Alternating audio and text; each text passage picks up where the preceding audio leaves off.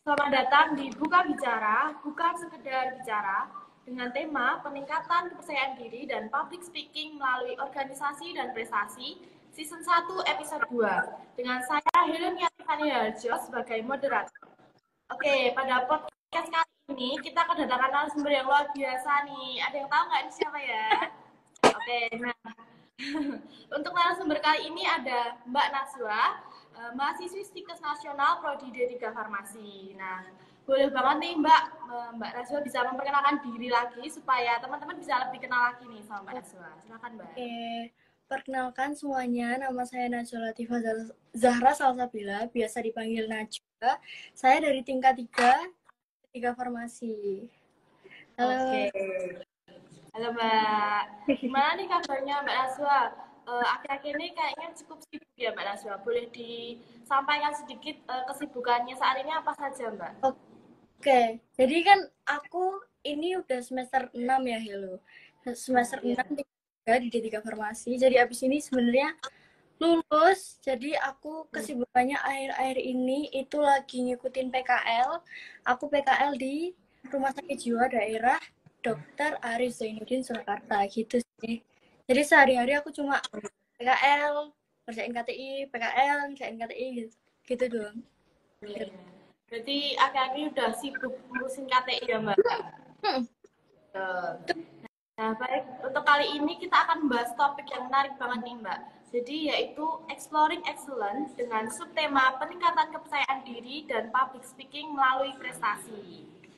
Nah, sebelum kita bahas terlalu dalam terkait peningkatan kepercayaan diri dan public speaking melalui prestasi, kalau boleh tahu nih, Mbak Naswa ini udah pernah menjuarai lomba apa saja, Mbak? Boleh diceritakan pengalamannya nih selama ikut lomba dan pernah menjuarai apa aja? Oke, ini agak panjang ya, Helo. Jadi nggak apa-apa ya. Panjang. Jadi aku itu awalnya pas semester awal itu kan kita masih ada matkul bahasa Inggris. Nah, di bahasa Inggris itu kita dapat tugas buat bikin video promosi stiker gitu pakai bahasa Inggris. Nah, udah kan, itu kan kelompokan. Terus saya submit itu tugasnya ke dosennya. Nah, terus waktu itu nilaiku tuh bagus di video itu. Jadi video itu proyek gitu loh. Jadi kan bobotnya lebih besar gitu. Jadi aku dapat nilai bagus di situ. Nah, terus dosen bahasa Inggris namanya Miss Tini. Miss Tini itu kontak aku buat coba ikut lomba video. Jadi Miss Tini kayaknya ngeh kalau aku nih kalau bikin video juga lumayan gitu, Hello. Jadi jadi aku diminta buat coba ikut lomba. Jadi itu lomba yang ngadain APDFI regional 4. Jadi itu yang ikut jadi peserta itu dari Provinsi Jawa Tengah sama Daerah Istimewa Yogyakarta gitu. Jadi aku ikut lomba itu sama teman-temanku, kelompokku, dan kita ternyata juara 1. Jadi Stikes waktu itu juara 1 seprovinsi Jawa Tengah sama Jogja. Jadi aku dapat banyak apresiasi di situ, jadi lebih kenal banyak dosen juga dari situ. Jadi kalau ada dari situ juga aku juga enggak kalau ternyata aku tuh sukanya bikin video gitu, Hello. Jadi kalau aku enjoy itu aku juga seneng kan ngerjainnya, Hello. Aku juga enggak keberatan kalau ikut lomba video gitu. Jadi kalau ada misal di universitas lain gitu ngadain lomba video, aku biasanya ikut sama teman-temanku, Hello. Dan aku ada pernah sekali nggak juara, tapi banyak juga sih juaranya gitu, Hello. Dari situ sih. Keren banget ya. Jadi Mbak Naswa ini selain ikut lomba jadi tahu ya passionnya di mana, kan jadi tahu Mbak Naswa ternyata senang bikin video gitu ya. Dan kerennya juara 1 ya, keren banget ya Mbak. Itu mengatasnamai Stikes Nasional ya Mbak? Iya. Wah, keren. banget.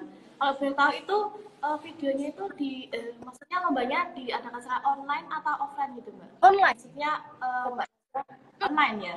Online. Oke. Jadi kita cuma submit videonya terus diumumin kalau ternyata juara 1 gitu. Ya itu juga yang Zoom-nya tuh sebenarnya dosen-dosen ya loh. Jadi waktu itu kami dikasih tahu sama dosen pembimbing video kami kalau Mbak selamat juara 1 gitu. Senang banget sih pasti ya. Nah, kalau dengar-dengar juga nih Mbak Nazla juga pernah nih juara 3 lomba karya tulis tingkat internasional Universitas Riau, betul ya Mbak? Betul, itu juga ada. Mbak bisa disampaikan juga itu gimana Mbak? Itu kita bikin karya tulis ilmiah gitu, hello. Kita ada 3, satu kelompok itu ada 3, ada ketuanya Brilian, ada saya, Najwa, sama Rosan. Jadi kita bertiga. Nah, terus kebetulan itu ada sesi tanya jawabnya. Jadi kita harus presentasi sama tanya jawab pakai bahasa Inggris. Pakai bahasa Inggris. Iya. Dan kebetulan kita juga juara 3 gitu ya loh. Wah, keren banget ya. Kalau ini pasti presentasi offline berarti ya? Ini pakai online kan juga online. Oh, online juga. Satu kan internasional hello. Jadi ada yang dari Cina. Wah. Iya. Banget. Dari ini bisa juara 3 itu udah keren banget ya. Nah, kalau Mbak Najwa ini juga jadi mahasiswa berprestasi Prodi D3 Farmasistikes Nasional juga nih teman-teman. Jadi Mbak Najwa ini keren banget ya, jadi mahasiswa yang berprestasi di Sikes Nasional. Keren banget nih Mbak. Nah, oh ya Mbak, untuk mengikuti lomba itu biasanya Mbak Najwa mencari tahu sendiri atau mendapat tawaran atau rekomendasi dari orang lain nih Mbak? Kalau lomba itu, kalau di Stikes ya hello, itu kadang sering banget di grup prodi kita atau di grup angkatan kita tuh di-share dari kemahasiswaan atau dari prodi, kayak ada lomba-lomba gini, ada lomba-lomba.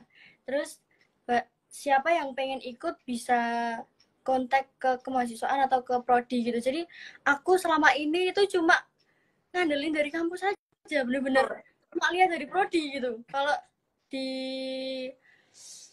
Instagram itu aku kurang sih. Jadi aku bener-bener cuma ngandelin grup kampus saja sebenarnya. Berarti ini ya aktif di grup kampus ya Mbak. Oke, biasanya setelah ikut lomba ini Mbak Najwa jadi percaya diri atau enggak sih? Atau masih kurang percaya diri walaupun udah pernah menang lomba beberapa kali Mbak? Sebenarnya hello. Sebenarnya aku itu lebih pede karena aku punya pencapaian tadi. Selain itu aku juga ikut kepanitiaan organisasi. Jadi aku orangnya itu lebih suka join kepanitiaannya. Soalnya aku orangnya gimana ya, nggak terlalu suka keikat gitu loh hello. Jadi kalau kepanitiaan kan nggak harus join gitu ya. Jadi aku lebih suka misalnya ada yang buka magang atau gimana gitu, ada di organisasi kampus, aku lebih suka join kepanitiaan kayak gitu.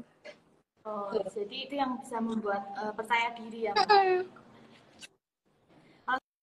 Itu gimana sih Mbak Nazwa caranya bisa meningkatkan kepercayaan diri dan keterampilan public speaking melalui lomba-lomba yang telah diikuti Mbak Nazwa ini? Kalau cara ningkatin kepercayaan diri dari lomba-lomba itu sebenarnya yakin dulu. Jadi kayak misalnya aku bikin video ini ya, aku biasanya bikin kerangkanya dulu.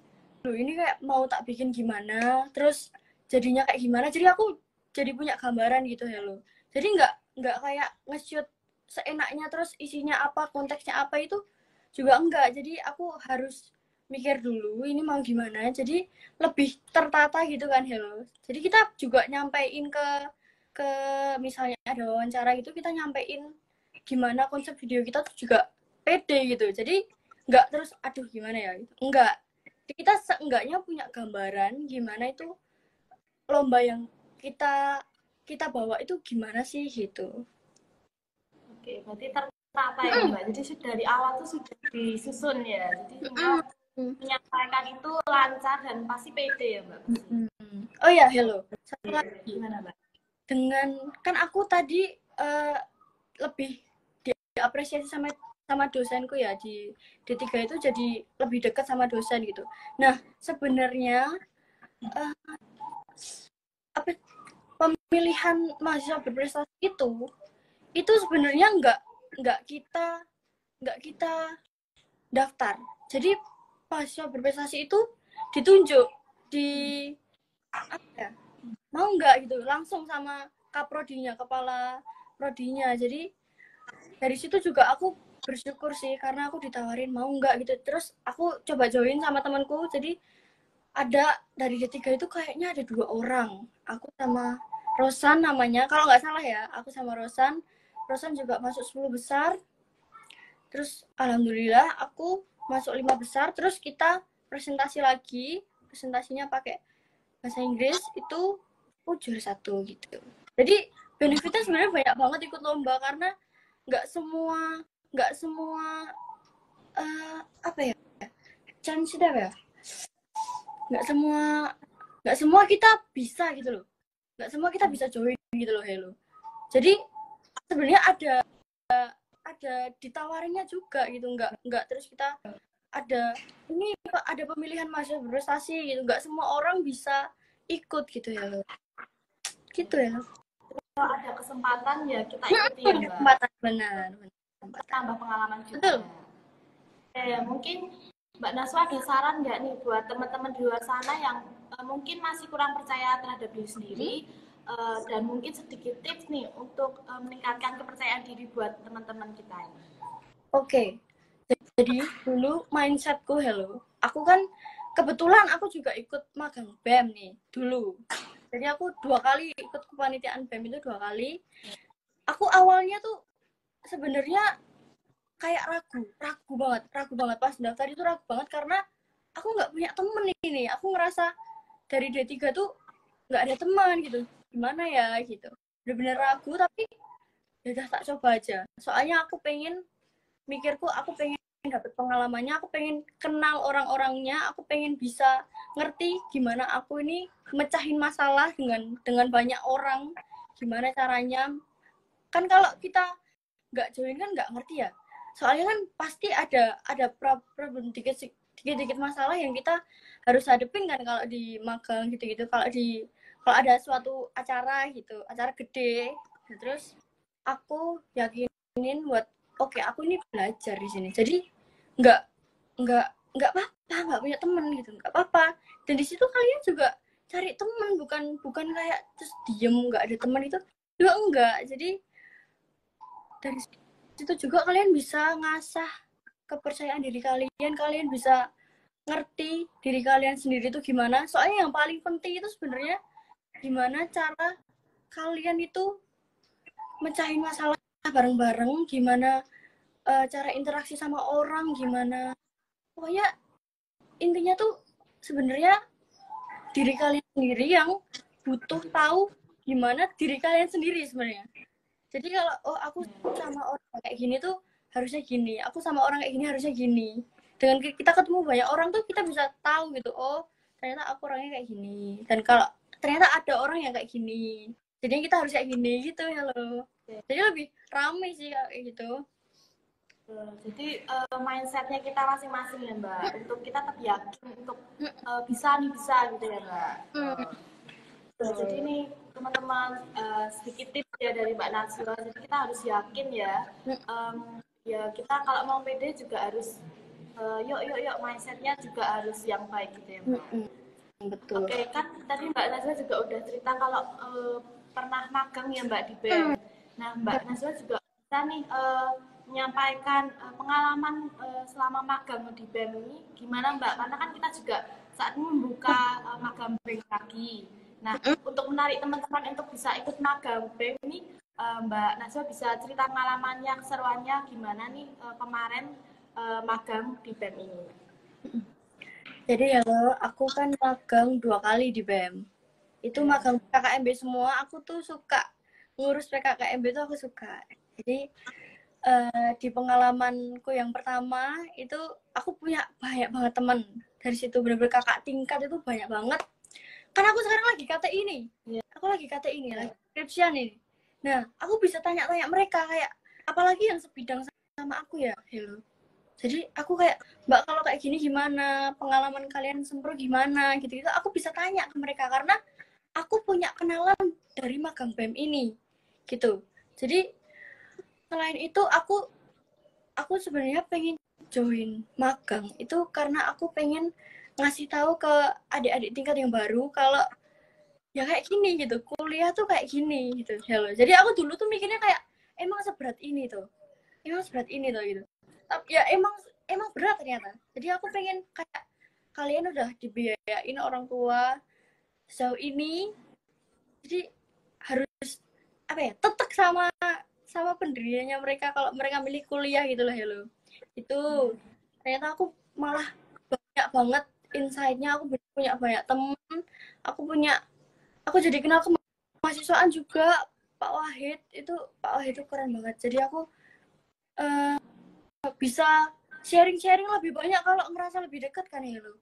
Itu terus aku punya banyak kenalan. Kalau yang kedua ini adik tingkat, kalau apa pengalaman magangku yang kedua ini aku lebih kenal sama adik tingkat, jadi aku lebih gampang kalau misalnya aku mau seminar terbuka nanti aku bisa jadi lebih ada kontak gitu ke adik tingkat. Kalau sebelumnya aku bener-bener nggak punya, soalnya kan kalau mau bahas apa kan juga bingung ya lo, masa dek gini kan aneh gitu. Kalau lebih deket kan lebih enak ya. Itu sih lo. Betul. Jadi banyak temen ya Mbak, jadi relasinya lebih banyak gitu. Jadi teman-teman kalau misalnya mau join magang nih kayak Mbak Naswa ini ya bisa banyak teman, bisa relasinya kalau misalnya tanya-tanya matkul gitu ya. Tapi bisa. Yang penting juga misalkan kakak tingkat udah pada lulus ya, nah mereka juga udah pada kerja nih. Nah aku kalau setiap kenalan sama orang baru juga pikiranku tuh ke kerja. Jadi misal mereka kerja terus tempat kerjanya buka lowongan baru nih, nah itu kan kita bisa dikasih tahu dengan kita deket itu ya kan, Helo. Jadi lebih gampang ngasih informasinya. Kalau kita diem terus ya orang nggak bakal ada ketertarikan sama kita buat ngomong kan, Helo. Gitu, Helo. Ya, betul. Jadi dengan join magang ini bisa membuka peluang juga ya, kayak misalnya ada lowongan pekerjaan atau apa gitu kan pasti diajak bicara gitu ya Mbak. Betul. Nah, jadi selain manfaatnya itu juga ada dapat SKP juga ya Mbak. Jadi kan untuk salah satu syarat lulus juga ya Mbak. Jadi kalau teman-teman yang mungkin SKP-nya masih belum mencukupi bisa magang join magang BEM kali ini gitu. Betul. Nah, tidak terasa nih Mbak, sudah di penghujung acara pembahasannya yang sangat menarik banget ya nih Mbak. Ternyata mengikuti lomba ini dapat meningkatkan rasa percaya diri dan keterampilan serta menambah pengalamannya Mbak. Terima kasih banget ini Mbak, kami ucapkan untuk narasumber kita kali ini yaitu Mbak Najwa. Terima kasih untuk sharingnya kali ini. Semoga bisa menambah referensi untuk penonton dalam mengikuti organisasi profesi. Dan sampai bertemu di episode-episode Buka Bicara, bukan sekedar bicara, di episode selanjutnya. Terima kasih Mbak.